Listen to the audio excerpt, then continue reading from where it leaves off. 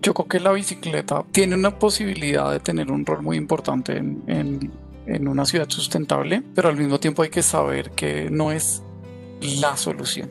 Lo importante de la bicicleta en esta transición hacia ciudades sustentables es esencialmente que es un vehículo muy versátil, que tiene unas velocidades muy constantes, que no genera un riesgo hacia los demás, entonces no genera problemas de seguridad vial en los demás y que no contamina, o sea, no genera emisiones al andar. Eso es algo que es muy importante. Y de otro lado está las políticas y los proyectos y las intervenciones que se pueden hacer en el transporte o en las ciudades para mejorar las condiciones de, de, de viaje para la bicicleta. Entonces eso implica que uno pueda construir infraestructura que sea mucho más eh, efectiva en términos de los costos que tiene y de los efectos positivos que genera. Y además que ocupa mucho menos espacio, infraestructura dedicada para bicicletas y si no es dedicada para bicicletas, sino es más bien infraestructura que permita el espacio para las bicicletas, entonces eso genera otros beneficios que son más relacionados con reducir la velocidad en general o hacer o reducir la velocidad excesiva en general de los otros vehículos y eso pues hace que la ciudad sea más vivible y en general digamos como que la bicicleta tiene unas características muy favorables en términos de las típicas divisiones del desarrollo sostenible, entonces económicas, sociales, ambientales. Para mí es un vehículo casi perfecto, que es muy importante lo que están haciendo las ciudades para poder promover su uso y que es una de esos componentes centrales del mejoramiento de una ciudad para que sea más sostenible.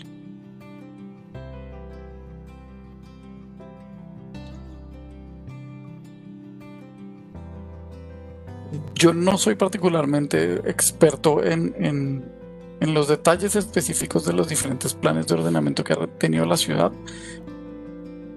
Yo sé que dentro del plan de desarrollo y dentro de pues, el vigente y los que se han desarrollado antes, incluso el MEPOT, la bicicleta ha tenido un rol importante y que entonces los planes maestros, que se ha esperado que haya un plan maestro de bicicletas hace muchos años y no se tiene nada, y también los manuales de diseño que nunca se han sancionado específicamente con una legislación, hacen muy positivo como ese uso de la bicicleta como algo eh, central.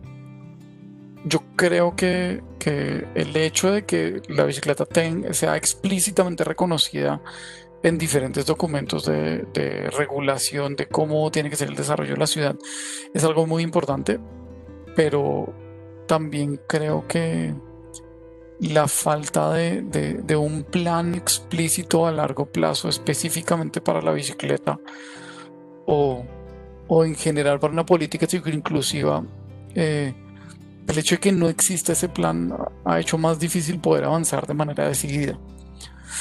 Es decir, en Bogotá han existido varios proyectos que buscan formular esos planes o que buscan formular una estrategia y en realidad nunca se ha logrado algo consolidado.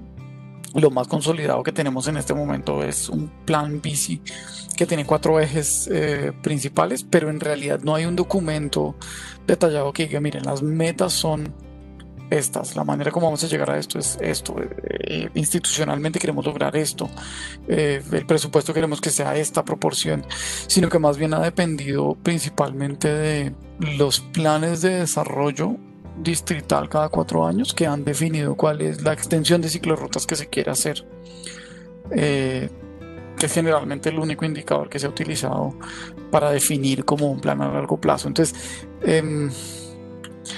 aunque no conozco los detalles de los planes de ordenamiento territorial y no sé, porque creo que en realidad muy pocas personas saben en realidad cómo va a ser el nuevo POT de la ciudad, sí me parece que pues los niveles que están por debajo de ese, que sería como una estrategia de bicicletas o un plan maestro de bicicletas o un manual de diseño, pues falta que se consoliden y que se definan eh, eh, al respecto. Lo que sí creo es que en el documento del gobierno actual que dice que van a construirse 200 kilómetros de ciclorruta y se va a hacer mantenimiento a 280 kilómetros.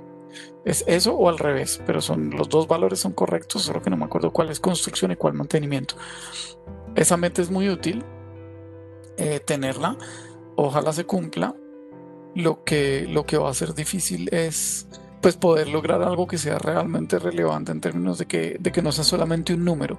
Teniendo un número tan impreciso, digamos de 280, pareciera ser que responde a un plano que existe en alguna parte que dice cuando contamos los kilómetros que queremos dan 280. Em, pero, pero sí me parece que es una meta bastante ambiciosa y que ojalá se logre construir esa cantidad de kilómetros, en particular cuando se compara con los 13.500 kilómetros carril que hay de vías de tráfico mixto en la ciudad.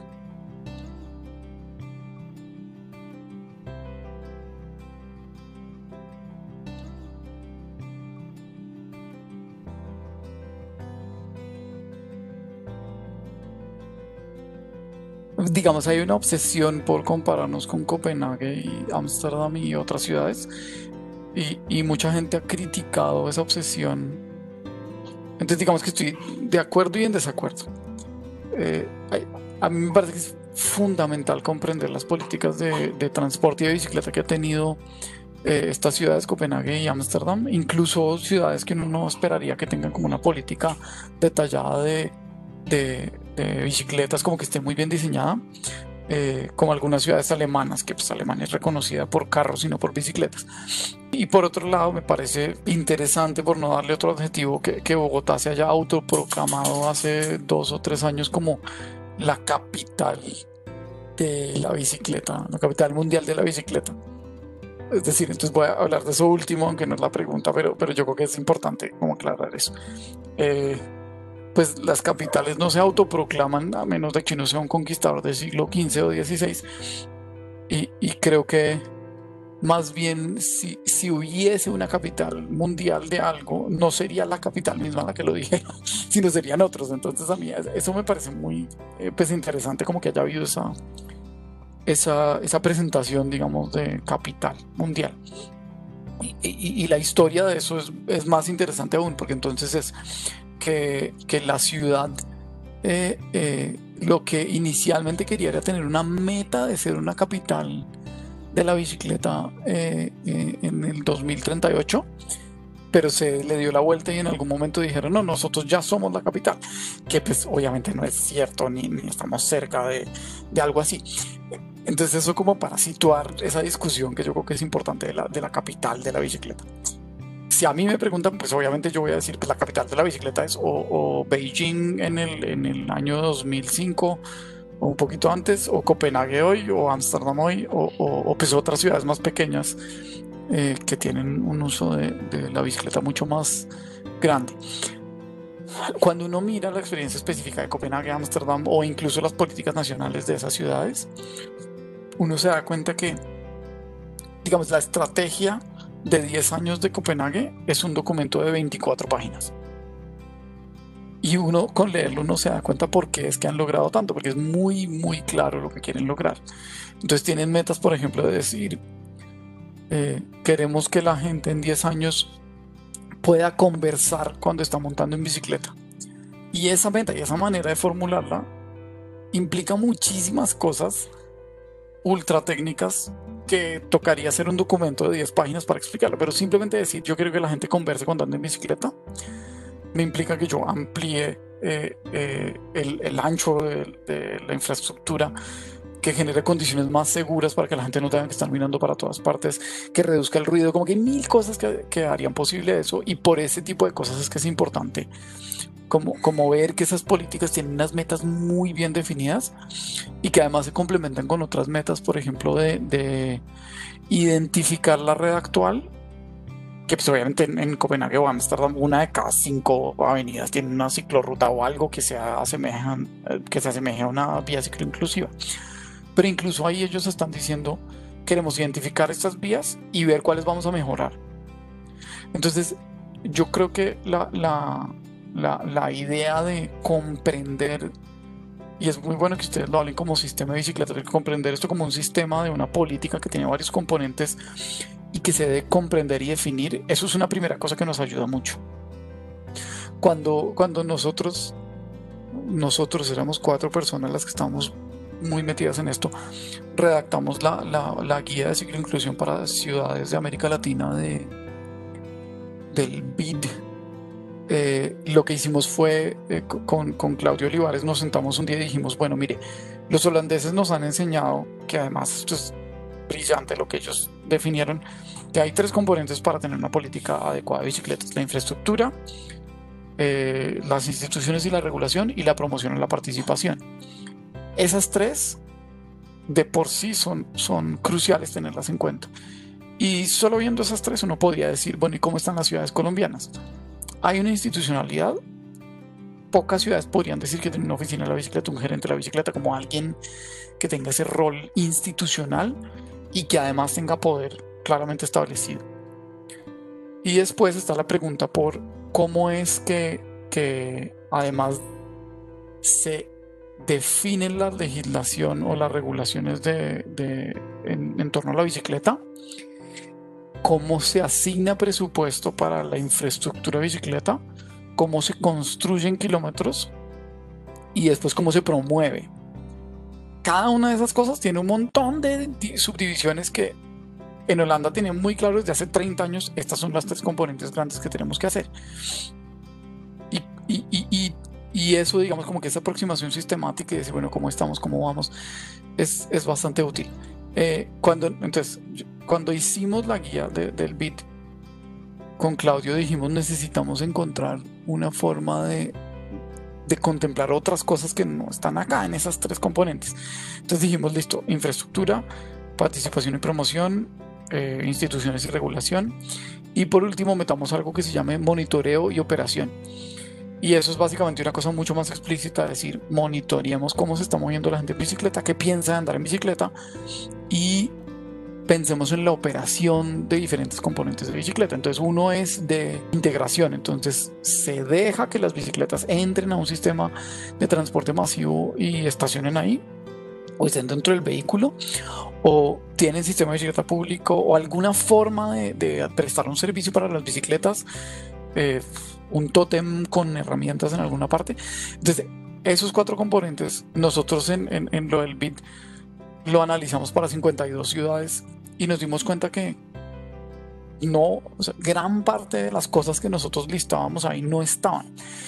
En el caso de Colombia, esto pues es lo mismo que en América Latina, pero yo creo que Bogotá, digamos, tiene varias cosas bien establecidas. Pues no hay una oficina de la bicicleta, pero sí hay una sugerencia dentro de la Secretaría de Movilidad sobre la bicicleta. Hay una gerencia de la bicicleta, que es una persona que tiene poder más no jurisdicción de las decisiones, digamos. Tiene un plan, digamos, de construir ciclorrutas, aunque no tenga una estrategia completa. Digamos que tiene varias cosas ya bien definidas. A mí me gusta mencionar las otras ciudades como Bucaramanga, donde yo dirigí el proyecto para hacer la estrategia de bicicletas de esa ciudad, donde hicimos todo y solo la lista de indicadores son como 12 páginas de indicadores muy específicos con metas a 2019, 2025, 2030. Entonces a mí me gusta mencionar el ejemplo de Bucaramanga como algo donde trabajamos para lograr como esa sistematicidad de la política. Y eso como muy en términos estructurales. Después yo creo que hay cosas como, respondiendo más directamente a la pregunta, y es, bueno, ¿qué se puede hacer específicamente para mejorar las condiciones y que sea comparable con una ciudad? Entonces, infraestructura es muy importante. Cicloparqueaderos bien diseñados, una O invertida cada 500 metros por lo menos, es también fundamental, por ejemplo. La seguridad personal, o sea, que no roben, y vial, o sea, que no atropellen. Esas son las más, como los aspectos que han identificado muchas personas en muchas ciudades de toda América Latina, de Colombia y de Bogotá, como la preocupación más grande, que es los roben, que les atropellen, y después el comportamiento de conductores de automóvil es otra cosa muy importante. Y ya después son cosas que dicen como, bueno, sí, la infraestructura, pero la seguridad es una cosa que por percepción de inmediato todo el mundo dice, es que a mí me da miedo que me atropellen o me da miedo que me roben. Así los datos sean distintos, la percepción y pues obviamente la acción en reducción de los indicadores de seguridad es una cosa importante que hay que tener en cuenta. Eso como por resumir, es solo esa pregunta yo podría hablar durante horas, pero yo creo que ahí como que sintetizo lo más importante.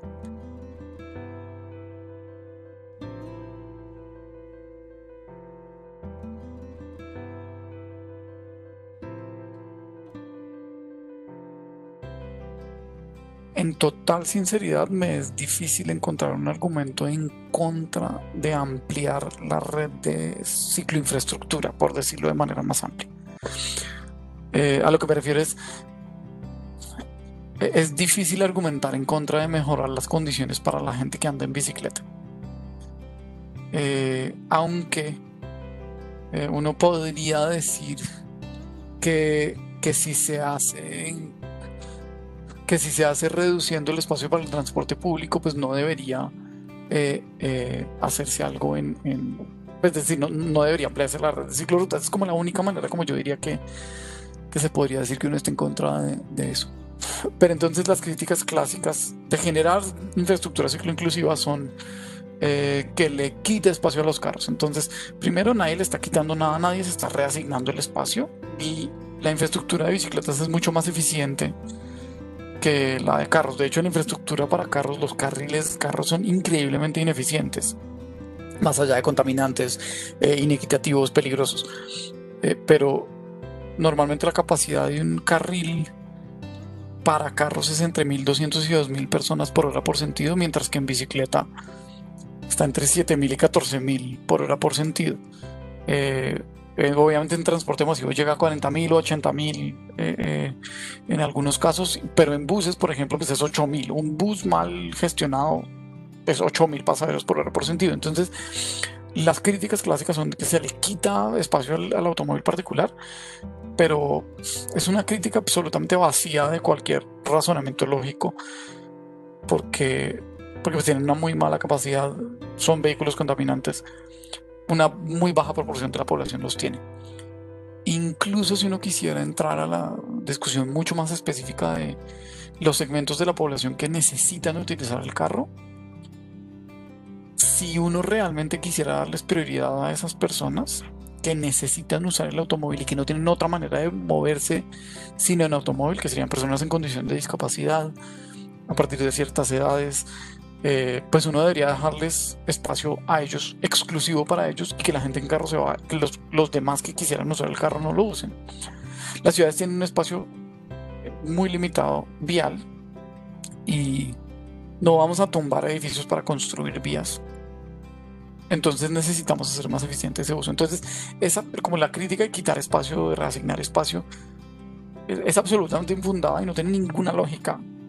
Después de 30 segundos de pensar un poquito más, es una crítica desde el egoísmo de quien tiene un automóvil particular.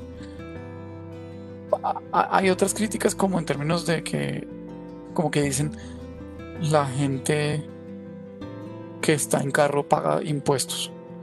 Entonces, todos pagamos impuestos, o sea, todas las personas que pagan impuestos no son las personas que están andando en un carro o con propiedad del carro.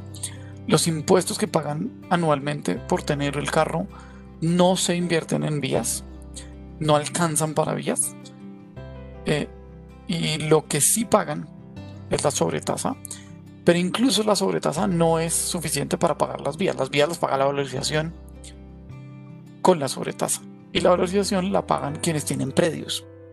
Eso no quiere decir que entonces, si tengo un predio, tengo un carro, o que si tengo un predio, entonces debería tener derecho a usar un carro porque ya pagué las vías. No tiene ninguna lógica tampoco por ese lado criticar la ampliación de la red de ciclorrutas. Pues es decir, a favor hay muchísimos argumentos. Es más capacidad vial, más eficiencia en el uso del espacio, mayor equidad porque más personas pueden utilizar el espacio urbano, mayor seguridad vial porque entonces se reduce la probabilidad de un siniestro. Entonces, es muy difícil encontrar argumentos en contra de construir ciclorrutas. Claro, excepto si uno dice efectivamente le está quitando espacio a transporte público o a espacio para personas caminando. Entonces, si uno está quitando un andén para poner una ciclorruta, eso en realidad nunca pasó en Bogotá, pero digamos que hubiera pasado, pues uno diría, pucha, pues no, uno tiene que darle prelación a la gente que está caminando. Y por si acaso, en Bogotá no es que se haya quitado espacio de andenes para construir ciclorrutas. En Bogotá se quitó espacio de carros para hacer ciclorrutas con andenes con ciclorrutas. Esa es otra discusión, si se deben combinar o no. Pero en general, me parece que en realidad es una discusión vacía la de las críticas a las ciclorrutas, aunque pues me parece súper interesante entrar en la discusión y verla. Lo que pasa es que sí, es infundada, no es difícil simplemente rebatirle y decir no es cierto por esto, esto, esto. Eso como también otra vez en resumen, porque esta pregunta es gigantesca, pero sí en resumen eso.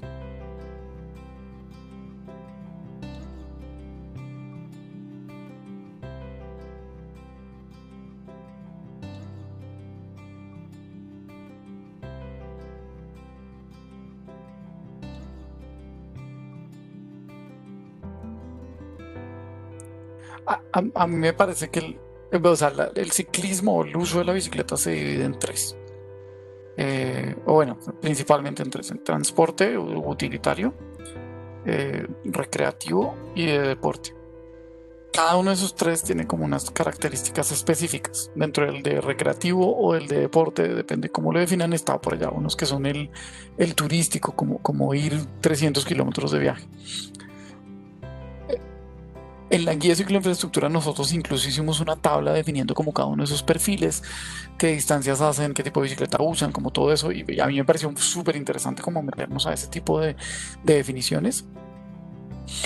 A mí lo que me parece interesante de pensar en estos otros espacios de ciclismo recreativo y deportivo es cómo hacemos para que los espacios donde se da no sean espacios muy peligrosos.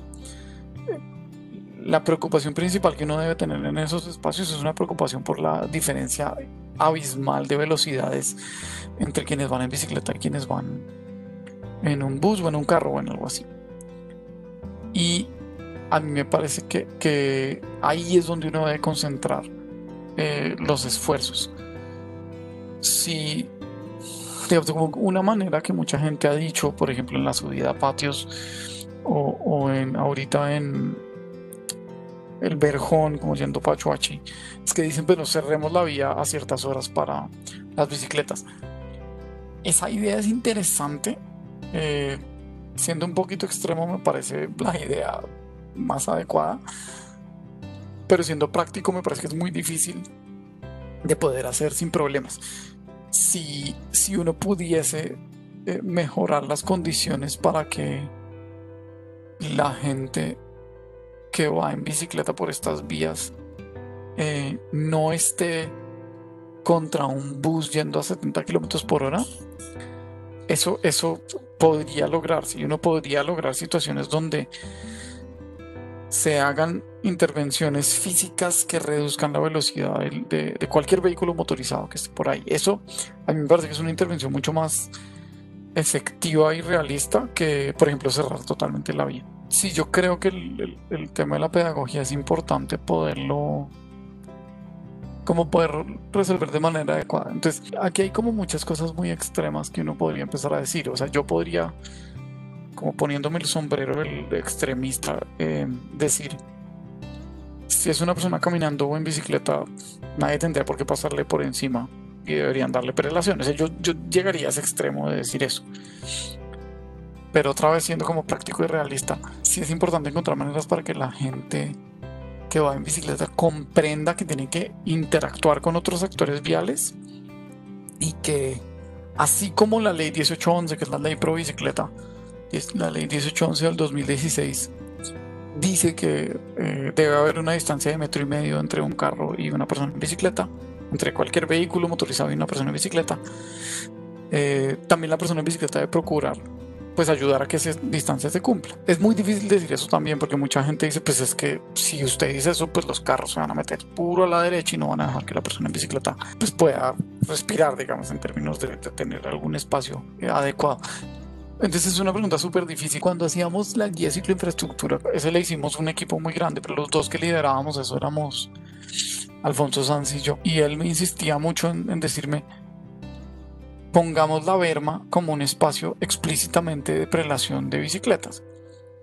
Yo estuve de acuerdo, pero cuando llegamos al ministerio, en el ministerio nos decían, eso es ilegal, usted no puede decir que la berma es para bicicletas porque la berma es una vía de emergencia que se debe dejar despejada para las personas que tienen un problema de algo y tienen que frenar o tienen que parar o tienen que hacer algo. Entonces, a mí la solución de la cicloberma, que finalmente no pudimos dejar en la guía, pero teníamos todo el diseño y decimos así es la cicloberma, estas son las condiciones de uso, me parece una manera adecuada de afrontar esto y era decir, es un espacio suficientemente grande para que una persona en bicicleta no se sienta tan amenazada, pero pues las condiciones regulatorias mil cosas dentro del ministerio nos hacen imposible decir dejemos que la realidad prime sobre la legislación y ya hagamos legal lo que ya es, que es la gente usando la berma para andar en bicicleta.